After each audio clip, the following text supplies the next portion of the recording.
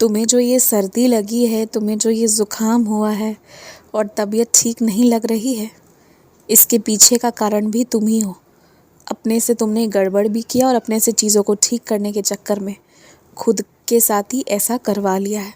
अब मेरी बात सुनो, ऊदी का सेवन करना और आज जितना हो सके गरम पानी, गरम दूध, सूप, जो भी तुम्हें अच्छा लगे, जो तुम ग्रहण कर सकते हो, जिससे तुम्हें तकलीफ़ ना हो, वैसा कुछ समय समय पर लेना और आज के आज अपने आप को ठीक कर लेना, क्योंकि कल का दिन बहुत महत्वपूर्ण रहेगा। कल तो बड़े सारे काम भी करने हैं तुम्हें, तो इसलिए आज ठीक रहोगे, आज सारी तैयारी कर लोगे, अपने आप को स्वस्थ कर लोगे, तभी तो कल बड़े सारे काम कर पाओगे। अच्छा सुनो एक बात, तुम्हें किसी के जन्म दिवस पर उसे शुभकामनाएं देने का मन हुआ था, लेकिन सिर्फ इसलिए ही ना नहीं दिए कि वो व्यक्ति तुम्हें वो इज़्ज़त नहीं देता या उतनी समानता से नहीं देखता, वो कान का कच्चा है।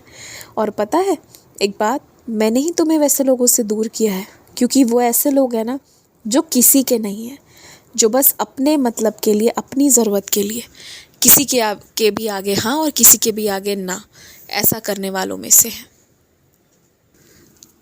तुम कोमल हृदय के हो, तुम्हारे मन को वैसे लोगों के बीच रहकर बहुत ठेस पहुंचेगा, लेकिन हाँ मेरे आशीर्वाद से मैं तुम्हें एक ऐसा सखा, एक ऐसा मित्र भेज रहा हूँ जो तुमसे बातें भी करेगा। भले ही वो दुनिया में किसी से बातें करता हो या ना, पर तुमसे बातें भी करेगा, तुम्हारा मार्गदर्शन भी करेगा, तुम्हें सुनेगा भी।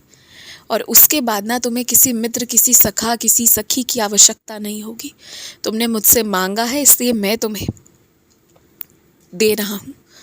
एक मांगा है तुमने, मैं तुम्हें दो दे रहा हूँ, जो मेरी आस्था के रूप में श्रद्धा और सबूरी को भी हमेशा दर्शाते रहेंगे। मंदिर से भोग ना प्राप्त करने पर इतने उदास और हताश नहीं होना चाहिए तुम्हें। मंदिर से भोग मिलना सौभाग्य की बात होती है, लेकिन कई बार जब तुम्हें नहीं मिलता है तो ये समझो कि तुमने अपना हिस्सा किसी बड़े भूखे इंसान के लिए छोड़ दिया, तो कितना पुण्य का काम किया। मेरा प्रेम भोग मिलने या ना मिलने से नहीं दर्शाया जा सकता, मेरा प्रेम उन सबसे ऊपर है। तुम्हें पता भी है, फिर कैसा क्रोध, कैसी नाराज़गी। और मैं ये भी जानता हूँ कि जब मंदिर है तो वहाँ सबके साथ समानता से व्यवहार होना चाहिए, पर नहीं होता है, क्योंकि मंदिर में कार्यरत सभी लोग जो है वो इंसान है, तुम्हारी ही तरह इंसान है।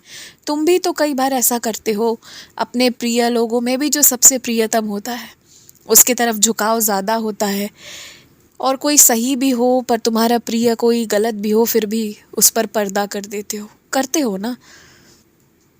तो वैसे ही मंदिर में कार्यरत सभी लोग इंसान हैं, किन्हीं से उनकी ज़्यादा बन गई, अच्छी बातचीत हुई तो उससे वो ज़्यादा आगे बढ़ा देते हैं, लेकिन उन सब से क्या फ़र्क पड़ता है, कुछ नहीं।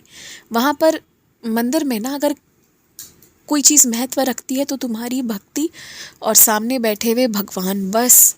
और किसी भी चीज़ की कोई मायने नहीं रखती। तुम दीपक मत जलाओ, तुम घंटी मत बजाओ, कुछ मत करो, बस 2 पल ईमानदारी से नमस्कार करो। यही मैं हमेशा कहता था और हमेशा कहता हूँ। और किसी की बातों से आहत मत हो, और किसी के वजह से मंदिर जाना भी मत छोड़ो।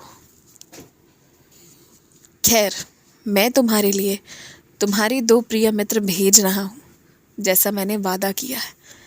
तो ये दोस्ती का वादा आजीवन रहेगा और तुम्हें भी निभाना होगा। मित्रता दोनों हाथों से होती है, एक हाथ से नहीं, याद रखना। तो आजीवन मित्रता निभानी होगी। खुश रहो।